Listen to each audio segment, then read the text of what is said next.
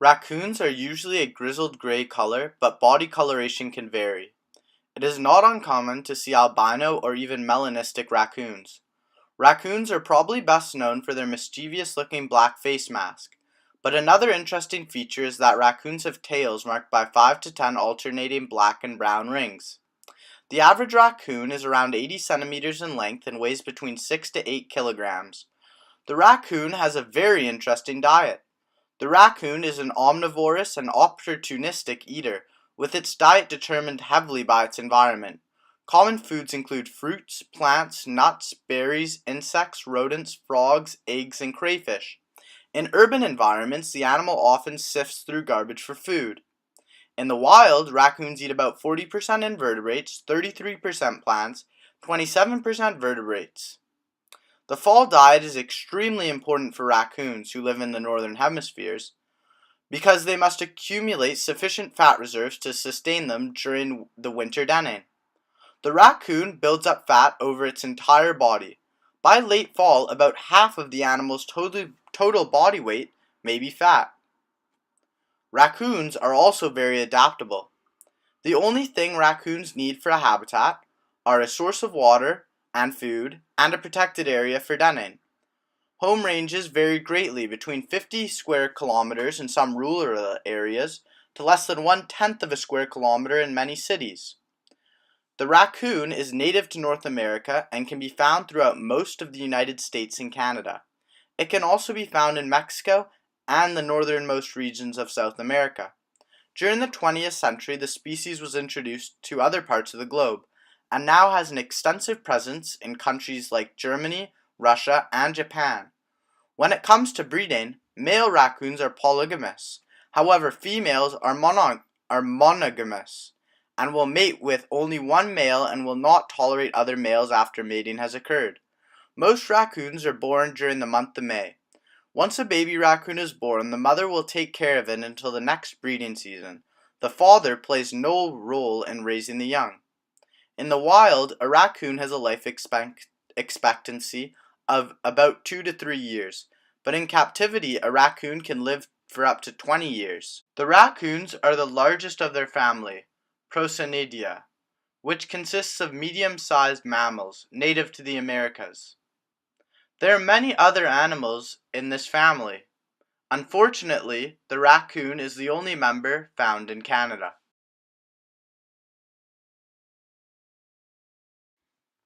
Synapsids are ancestors of all mammals. The thing that differentiates synapsids from other animals was their temporal fenestras. All early synapsids had one lateral temporal fenestra. This was a place to attach the jaw to. As you can see, raccoons have something similar on their skull. This is an example of a homologous feature. Synapsids are also the perfect example of adaptive radiation.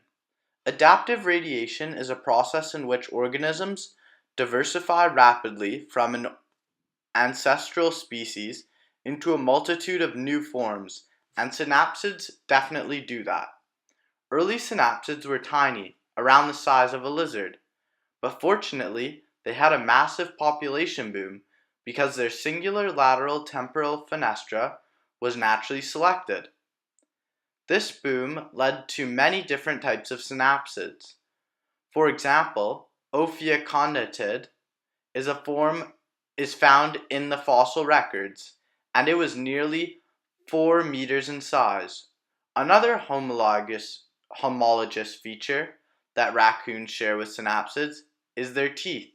Synapsids were the first animal to have specialized teeth. They had canines, molars, and incisors. As you can see, raccoons also have these specified teeth. One of the oldest common ancestors of the raccoon is the Jurassic mammal Jeremiah. It is a shoe-sized mammal with a skull 22 millimeters long. It weighed around 15 grams, fed on insects and worms, and had a great ability to climb. The Jeremiah sinensis is the earliest known placental mammal, and it lived over 160 million years ago. The thing that set the Jeremiah apart from other animals at the time was its ability to give live births. This ability was naturally selected because it allowed the mother to protect the offspring for a longer time, and this led to the offspring having a better chance of surviving and reproducing. Also, Jeremiahs were small because of natural selection. Jeremiahs needed to be small so that they could hide from larger animals such as dinosaurs. Jeremiahs were also nocturnal. This is a trait raccoons still have today. All placental mammals are descendants of the Jeremiah. Scientists know this is true because placental mammals share many traits, such as bone structure. For example, humans have a vestigial tailbone because their ancestors had tails. Also, many other mammals share homologous structures. As you can see, the dog and the whale have homologous bone structures because they descended from a common ancestor. Myiacids is a common ancestor of all the modern carnivorous mammals of the order Carnivora. Myiacids existed for approximately 28 million years and were small carnivores with long little bodies and long tails. Some species were arboreal, while others lived on the ground. Myiacids existed for approximately 28 million years. A specific myacid was the M. cognitus.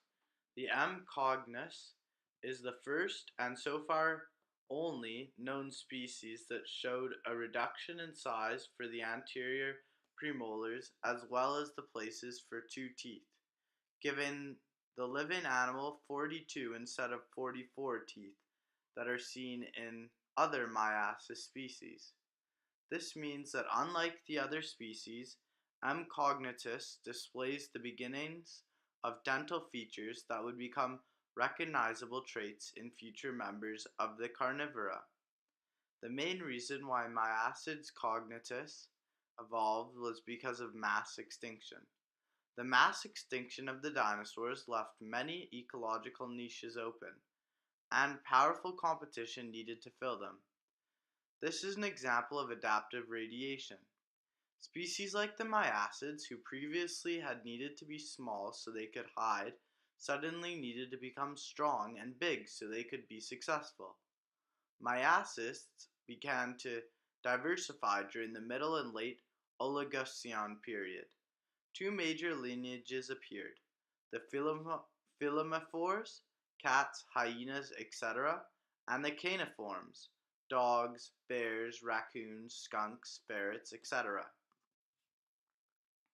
The final common ancestor that raccoons have is one that they share with bears. Scientists are unsure what the name of this animal was, but there's general consensus that they have a relatively close common ancestor. They have such a close relationship that red pandas, often called lesser pandas, are now put in the raccoon family.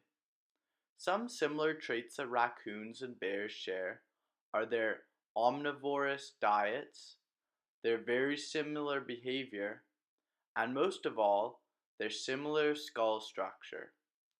As you can see, a black bear cub skull and a raccoon skull look almost identical. This evolutionary relationship between the bear and the raccoon is a great example of sympatric speciation. This is true because, as you can see, raccoons and bears have overlapping ranges, but despite this fact, they still became two separate species.